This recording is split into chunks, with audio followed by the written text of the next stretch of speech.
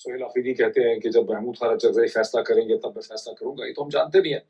چند دن پہلے میں دیکھا تھا کہ محمود خان اچرزئی صاحب نے نیشنل اسمبلی کے اندر میرا خیال 8-10 دن ہوئے ہوں گے, انہوں نے تقریر کرتے ہوئے کہا کہ عمران خان کو ہمارا مطالبہ ہے کہ عمران خان کو ان کی ہمشیرہ کو آپ ہسپتال منتقل کر دیں شفا انٹرنیشنل میں, اور ورنہ ہم آپ کی بجٹ کی تقریر کا حصہ نہیں بنیں گے, ہم باہر دھرنا دیں گے اور بجٹ کی کیا لگے گی, یا بجٹ پاس کروا لیں, اب اپوزیشن نہیں ہوگی یا بجٹ پاس کروا لیں.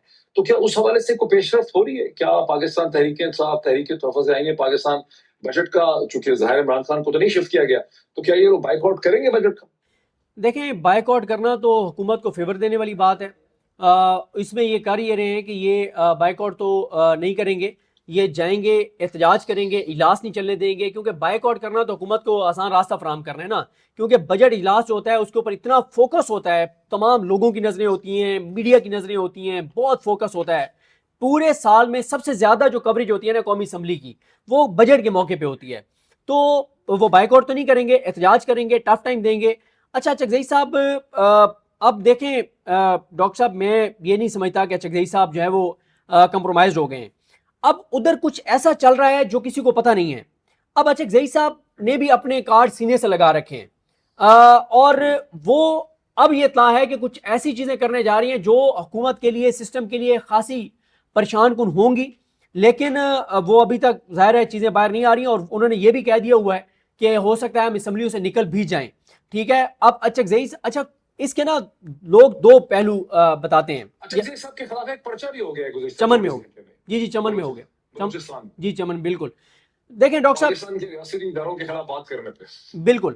اچھا ڈاکٹر صاحب, جب ہم کچھ لوگوں سے پوچھتے ہیں جو تھوڑی سی تحریک تحفظ پاکستان کی پس پردہ چیزوں کو جانتے ہیں, تو وہ دو چیزیں وہ بیان کرتے ہیں. ایک تو وہ یہ کہتے ہیں کہ اچکزئی صاحب جو ہیں وہ کسی وہ انتظار کر رہے ہیں کہ ایک بار یہ حکومت بجٹ وغیرہ پاس کروائے, اور مزید کیونکہ معاشی طور پہ چیزیں خراب ہوں گی, اور زیادہ حالات خراب ہو رہے ہیں, تو وہ اس بہترین ٹائم کا انتظار کر رہے ہیں جب ان ایجیٹیشن مؤثر ہوگی اور اس کے کوئی رزلٹ آنے کے چانسز ہوں گے. ابھی اس کے کوئی چانسز نہیں ہے تو فائدہ نہیں ہے خام خام میں ٹکریں مارنے کی.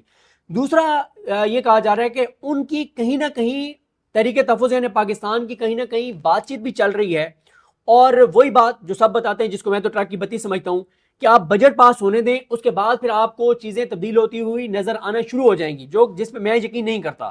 ٹھیک ہے, اگر کوئی یہ سمجھتا ہے کہ بات چیت کے ذریعے موجودہ نظام کے ساتھ کچھ چیزیں ٹھیک ہو جائیں گی, تو میں بالکل نہیں سمجھتا. ابھی بھی دیکھیں نا, یہ جو خبریں چلائی جاتی ہیں عمران خان سے ملاقات ہو گئی, میں تو ڈھونڈ رہا ہوں کہ مجھے کوئی ایک یہ کون چلاتا ہے خبریں کہ جنرل کیانی سے 15 دنوں میں 2 دفعہ چلائی گئی یہ خبر؟ بالکل, یہ خبریں تو ابھی تو ہمارے ایک دوست ہیں ڈیجیٹل میڈیا کے, انہوں نے یہ خبر دی. لیکن جب میں یہ خبریں سنتا ہوں نا کہ عمران خان کے ساتھ انگیجمنٹ ہو رہی ہے اور بہت ہائی لیول پہ ہو رہی ہے, تو میں کہتا ہوں یار اس کے نتیجے میں مجھے کچھ تو پتا ہو نا کہ عمران خان کو ذاتی معالجین تک ایکسیس مل گئی ہے, بہنوں سے ملاقات ہو گئی ہے, اس کے کوئی کیسز لگنے لگ گئے ہیں. اس کو چھوڑ دیں عمران خان کو. ان کے جو ہم ذکر کر رہے تھے کہ گجرانوالے کے جو بے گناہ اسیران ہیں, ان کی کوئی ضمانت ہو گئی ہے, کوئی صنم جاوید, عالیہ حمزہ, ڈاکٹر یاسمین راشد, ان لوگوں کو کوئی ریلیف مل گیا ہے. کوئی ان کے لیے کوئی ایک چیز تو بتائیں نا جس میں میں یہ کہہ سکوں کہ ہاں یار یہ وہ چیز ہے جس میں آپ کہیں کہ کوئی تھوڑا سا کوئی ایک پوائنٹ بھی میرے سامنے ایسا نہیں ہے جس سے مجھے لگے کہ ہماری ریاست کی پی ٹی آئی کے حوالے سے پالیسی چینج ہو رہی ہے. یہ مجھے بتائیں کہ گلگت بلتستان کے الیکشن ایک ڈن ڈیل ہے, کس کو جتانا ہے وہاں پہ 7 تاریخ کو؟ سر میرا اس میں خیال یہ ہے کہ جو بات محمد زبیر صاحب نے کی ہے کہ کبھی بھی ہمارا سسٹم یہ نہیں چاہے گا کہ پی ٹی آئی وہاں سے جیت جائے, اور ان کا یہ نیریٹو دفن ہو جائے کہ 4 سال ہم نے جو کچھ کیا تحریک انصاف کے ساتھ, عمران خان کے ساتھ, اس کے باوجود عمران خان کے بی اور سی کیٹیگری کے لیڈرز جو ہیں وہ جیت گئے ہیں. تو میرا خیال ہے کہ یہ کنفرم ہے کہ نون لیگ, پیپلز پارٹی, آئی پی پی, ان لوگوں کو ملا جلا کے اور حکومت دی جائے گی. اچھا اب میں آپ کو اس میں بتا دیتا ہوں کہ یہ پینک کیا ہے, کیوں ہے سسٹم میں. یہ جو اسد کیسر صاحب کو روکا گیا, باقی لوگوں کو روکا گیا, تو یہ پھر کرنے کی کیا ضرورت تھی جب آپ جنید اکبر کو وہاں سے گرفتار کر کے نکال دیا گیا؟ بالکل, جنید اکبر صاحب کو نکال دیا گیا. تو اس کی وجوہات کیا ہیں یہ میں آپ کو عرض کرتا ہوں. اس کی وجہ یہ ہے کہ 8 فروری کو جب پاکستان میں الیکشن ہوا تو عمران خان صاحب آج تک یہ بات کہتے ہیں اڈیالہ میں جب ملاقاتیں ہوتی ہیں, وہ کہتے ہیں کہ 8 فروری کو قوم نے تو اپنا کام کر دیا تھا, اور عمران خان سخت برہم ہے اس وقت کے پی ٹی آئی کے فیصلہ سازوں سے کہ اگر وہ 8 فروری کی رات کو کال دے دیتے لوگوں کو کہہ دیتے کہ آر او آفیسز کے گھراؤ کر لو تو لوگ چارج تھے, اور کبھی 8 فروری کو رزلٹ چینج نہ ہوتا اگر پی ٹی آئی اس کو کال دے دیتی. لوگ چارج تھے, کروڑوں لوگ. پی ٹی آئی کا ڈیسیژن میکر کون تھا اس وقت؟ کون لوگ تھے پی ٹی آئی کے ڈیسیژن میکر؟ سر عمر ایوب صاحب تھے, شبلی فراز صاحب تھے, اور ایک دو اور لوگ تھے, اور سلمان اکرم راجہ بھی تھے شاید. نہیں, میرا نہیں خیال کہ سلمان اکرم راجہ اس وقت جو ہے وہ ڈیسیژن میکر تھے. اور میں آپ کو یہ بات بتا دیتا ہوں کہ میری ایک وکیل سے بات ہوئی جو اس وقت عمران خان صاحب کے ساتھ موجود تھے ملاقات میں, کہ عمران خان صاحب نے پی ٹی آئی کے ایک فیصلہ ساز لیڈر کے بارے میں کہا کہ وہ حرام زادہ ہے. یہ لفظ تھے عمران خان کے. عمران خان نے کہ وہ حرام زادہ ہے, پاکستان کے لوگوں نے انقلاب برپا کر دیا تھا اور ان لوگوں نے ان لوگوں کے کہنے کے اوپر یہ کال نہیں دی, اگر یہ کال دے دیتے تو ریزلٹ چینج نہ ہوتے. اب ڈر کیا ہے؟ ڈر یہ ہے کہ اگر پی ٹی آئی کے مین لیڈرز وہاں پہ چلے جاتے ہیں اور پولنگ ڈے پہ وہاں پہ موجود ہوتے ہیں اور ریزلٹ وہاں پہ چینج کرنے کی کوشش کی جاتی ہے, اور لیڈرز جب موجود ہوتے ہیں نا تو لوگ اور چارج ہوتے ہیں. اب ڈر یہ ہے کہ 8 فروری کو جو پاکستان کے اندر لوگوں نے نہیں کیا, کہیں وہ چیز 7 جون کو جی بی کے اندر نہ ہو جائے کہ لوگ پولنگ سٹیشن کے باہر بیٹھ جائیں ریزلٹ لینے کے لیے, پھر آر او آفیسز کے باہر بیٹھ جائیں. اس وجہ سے جی بی کے لوگ تو ویسے بھی پنجاب کے لوگوں سے کچھ طبیعتاً مختلف ہیں, وہ آزاد کشمیر کے لوگوں کی طرح کے. بالکل ایسے ہی ہے, لیکن وہاں پہ بھی دیکھیں نا, ہمارے پاس حال تو پنجاب پولیس ہے ہر چیز کا, 5000 پنجاب پولیس بھیج دی ہے, ٹھیک ہے. اب پنجاب پولیس کو اگر آپ نے بتا دیا کہ آپ نے یہاں پہ وہی کلیہ اپنانا ہے جو آپ نے پنجاب کے اندر کرتے ہیں تو انہوں نے تو وہ اپنانا ہے, ان کو کس نے پوچھنا ہے.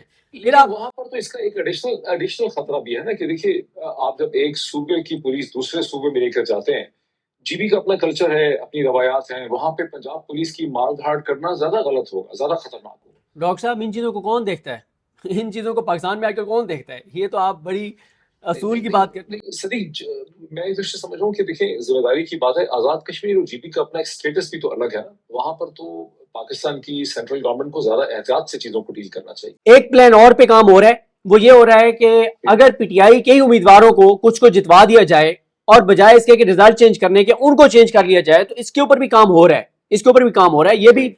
یہ بھی ایک چیز جو ہے وہ ہو سکتی ہے, ٹھیک ہے.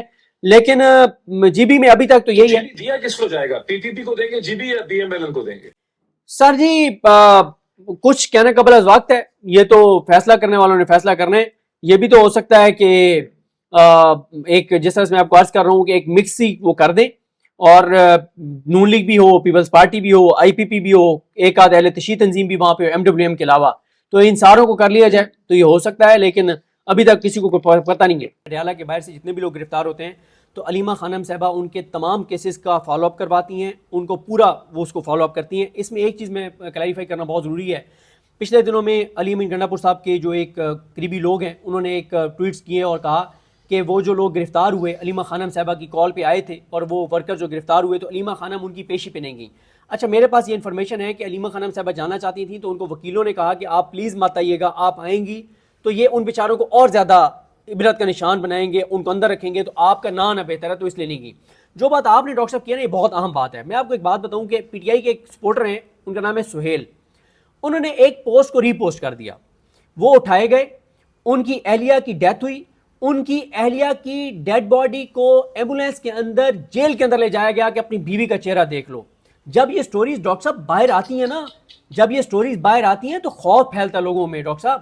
اس کے علاوہ یہ بات اب آپ دیکھیں, پی ٹی آئی کے نا 51 ورکرز ہیں گجرانوالا کے کیس میں جن کو 5 سال سزائیں ہوئی. جب 5 سال سزا ہوتی ہے نا ڈاکٹر صاحب, تو 30-35 دن کے اندر اندر ان کی ضمانت ہو جاتی ہے کہ 5 سال سزا ہے, 30-35 دن میں ضمانت ہو جاتی ہے کہ جب مین اپیل سنی جائے گی تو پھر دیکھیں گے. 3 سال ہو گئے, گزار بھی تو چکے ہیں نا, پیچھے گزار بھی تو چکے ہیں 2 سال جیل میں. 3 سال ان کو ہو گئے ہیں, 3 سال میں ان کی ضمانت کی درخواست نہیں لگا رہی لاہور ہائی کورٹ. سر تو یہ چیزیں کیوں کی جا رہی ہیں؟ یہ چیزیں کی جا رہی ہیں. اور یہ میں نے آپ کو کیا بتایا ہے, اس وقت دیکھیں نا پاکستان کے اندر لوگوں کی معاشی صورتحال یہ ہے کہ اگر ایک دن ان کا مس ہو جائے تو وہ گھر میں بچوں کی روٹی پوری نہیں کر سکتے. ڈاکٹر صاحب گراؤنڈ کے اوپر اتنی زیادہ سچویشن خراب ہے لوگوں کی, غربت اور بے روزگاری, انسرٹینٹی, بہت مشکل حالات ہیں. کوئی یہ تصور نہیں کر سکتا کہ ایک دن کے لیے بھی وہ جو ہے اگر وہ اس کی دیہڑی نہ لگے تو وہ گھر کیسے چلائے گا. تو یہ ہے ریالٹیز ہیں. اور میں آپ کو آخری بات, سوری ڈاکٹر صاحب ایک چیز دیکھیں, یہ بہت امپورٹنٹ بات ہے جس پہ بہت لوگوں کو اس بات کا نہیں ہے ادراک. پنجاب کے اندر اس وقت کیا ہو رہا ہے, پنجاب پولیس اس کو پورا اختیار ہے جو وہ کر رہی ہے, سی سی ڈی, پیرا فورس, پھر ایک اب نئی سائبر کرائم کی CCD کی طرز کی فورس بن رہی ہے، پھر اسی طرح کی کوئی انوائرمنٹل فورس، کوئی 7 تو فورسز بنائی گئی ہیں. اب آپ مجھے بتائیں کہ پنجاب میں CCD نے 2200 لوگوں کو مار دیا ماورائے عدالت، 2200 لوگوں کو. اب آپ بتائیں جس صوبے میں 1 سال سے کم عرصے میں CCD 2200 لوگوں کو مار دے، جہاں پہ 26 نومبر جیسا واقعہ ہو، جہاں مرید کے جیسا واقعہ ہو. ڈاکٹر صاحب آپ سے میرا سوال ہے، آپ پلیز مجھے بتائیے وہاں لوگوں کا نکلنا کوئی آسان کام ہے؟ روزانہ پریس ریلیز جاری ہوتا ہے CCD کا، آج پولیس مقابلے میں اتنے بندے مارے گئے، آج پولیس مقابلے میں اس پہ نا HRCP نے ایک رپورٹ جاری کی ہے اور وہ بہت انٹرسٹنگ ہے. انہوں نے پورا انالیسس کیا ہے کہ تمام FIRs ایک طرح کی ہیں، تمام FIRs ایک طرح کی ہیں. وہی کہ پولیس اس کو موقع ملاحظہ پہ لے کے جا رہی تھی یا اس کے ساتھیوں کی نشاندہی کے لیے لے کے جا رہی تھی، پھر اس کے ساتھی آ گئے، پھر فائرنگ ہوئی اور اس کے ساتھیوں کی فائرنگ سے اس کا اپنا ساتھی ان کا وہ مارا گیا. اور یہ جو 2200 لوگوں کی فگر ہے یہ ان کی اپنی پریس ریلیز کے ذریعے ہے، اس کے اپنے ان کے، اور پھر اس میں 2200 بندے تو مارے گئے. اچھا ان میں سے ہم یہ نہیں کہتے کہ مطلب بے گناہ سارے تھے، اس میں سے ٹھیک ہے ڈاکو بھی ہوں گے، ان کے اوپر کیسز بھی ہوں گے، لیکن کس نے آپ کو یہ اجازت دی ہے کہ آپ اس طرح سے کریں؟ اور اس میں ان 2200 لوگ تو مارے گئے پولیس کے جب پولیس ان کو لے کے جا رہی تھی. ایک بھی پولیس والا الحمدللہ شہید نہیں ہوا، اچھی بات ہے شہید نہیں ہوا. 2200 وہ مارے گئے لیکن ایک بھی پولیس والا زخمی نہیں ہوا. اب اس میں ڈاکٹر صاحب مسئلہ کیا آ رہا ہے؟ ان کو کیوں ماورائے عدالت قتل کیا جا رہا ہے کہ جی عدالتیں چھوڑ دیتی ہیں؟ Sir chief justice Pakistan justice جائیہ خان آپ نے تیسرے نمبر سے اٹھا کے اپنے لگا دیے، جسٹس امین الدین آپ کے اپنے، عالیہ نیلم آپ کی اپنی، نیچے تمام عدالتوں میں آپ کے اپنے جج، آپ کے اپنے ججز کے ہوتے ہوئے بھی آپ کو عدالتوں پہ اعتماد نہیں ہے، تو پھر آپ کو کب اعتماد ہوگا عدالتوں پر؟ اچھا یہ مجھے بتائیں کہ ایبان حاضر مزاری اور ان کے ہسبینڈ کو جنوری کی 23 تاریخ کو اٹھایا گیا، 26 تاریخ کو ان کو 17 سال کی سزا سنا دی، ابھی تک ان کا کیس لگ نہیں سکا. ان کو کیا سزا دینا چاہ رہے ہیں؟ کیا یہ مقصد کیا ہے؟ آپ کو میں بڑی انٹرسٹنگ بات بتاتا ہوں، یہ میں ایسی آپ کی چیز سامنے رکھ رہا ہوں، آپ کے سامنے رکھ رہا ہوں جو پہلے میں نے کسی سے سنی نہیں ہے. ایمان مزاری اور ہادی علی چٹھا کو سزا دینے کے 2 مقاصد ہیں. ایک تو یہی ہے، ظاہر ہے جس طرح سے وہ لاپتہ افراد کے کیسز یا جبری گمشدہ لوگوں کے کیسز کرتے ہیں وہ تو ہے ہی ہے. دوسرا ان کے لیے نا یورپی یونین، کچھ یورپی ممالک، پھر کچھ اور ملکوں کے سفیر، وہ جو باہر سے ان کے لیے آواز اٹھی تو یہ میسیج دیا گیا ہے کہ اگر کوئی یہ سمجھتا ہے کہ آپ کے پیچھے یورپی یونین آئے گی، آپ کے پیچھے بیرونی سفیر آئیں گے باہر کے ملکوں کے، تو آپ کو عدالتیں چھوڑ دیں گی تو آپ کو اور زیادہ سزا دی جائے گی کہ اچھا آپ کے لیے باہر سے آواز اٹھ رہی ہے.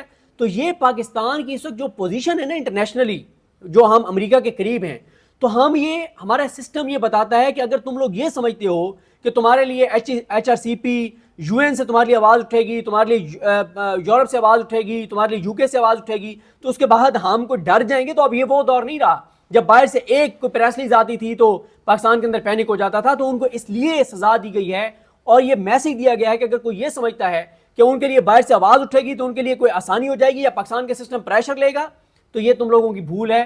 اب ہم اس انوائرمنٹ میں ہیں، اس کمفرٹ میں ہیں، اس کمفرٹیبل پوزیشن میں ہیں کہ اب ہمیں کوئی چیز ہمیں بادر نہیں کرتی. ساڑھے امریکہ نال گل ہو گئی ہے، ہاں امریکہ نال ڈیل ہو گئی، بالکل ایسے ساڑھے امریکہ نال گل ہو گئی. ہاں. عمران خان کی ہاسپٹل منتقلی یا ان کی رہائی وہ 2 ہی صورتوں میں ہو سکتی ہے. یا تو یہ ہے کہ اتنی بڑی تعداد میں پاکستان کے اندر لوگ ایجیٹیشن کے لیے نکل آئیں کہ سسٹم مجبور ہو جائے، وہ تو ہوتا ہوا نظر نہیں آ رہا. دوسری ایک بات ہے ڈاکٹر صاحب، اکانومی کی صورتحال اتنی زیادہ خراب ہو رہی ہے، اتنی زیادہ خراب ہو رہی ہے کہ یہ حکومت اپنے بوجھ کے تلے لرز رہی ہے. اب آپ دیکھیں نا کہ اس سسٹم کے جو حامی ہیں وہ بیٹھ کے ٹی وی چینلز کے اوپر کس طرح کی گفتگو کر رہے ہیں. محسن بیگ صاحب نے جو گفتگو کی، آج خیر GNN کو نوٹس بھی ہو گیا ہے اس کے اوپر، کہ انہوں نے بیٹھ کے اور ٹی وی چینل کے اوپر کہا ہے کہ وہ تو آفس ٹائم میں شراب پیتے ہیں اور وہ تو یہ کرتے ہیں، وہ تو ہوش میں نہیں ہوتے اور انہوں نے تباہ کر دیا، ملک برباد کر دیا ہے، اکانومی وار دیا ہے. اور یہ تو اب بہت زیادہ شہر اقتدار میں بات ہو رہی ہے کہ الزامات انہوں نے کس کے اوپر لگائے ہیں کہ آفس کے ٹائم میں پانی پیتے ہیں اس قسم کا؟ اورنگزیب صاحب پر، وزیر خزانہ صاحب پر. اور یہ بات تو شہر اقتدار میں بہت زیادہ بات ہو رہی ہے کہ بجٹ کے بعد اورنگزیب صاحب تو جا رہے ہیں، ان کو تو قربانی کا بکرا بنایا جائے گا. یہ بات تو طے مطلب ہو رہی ہے شہر اقتدار میں.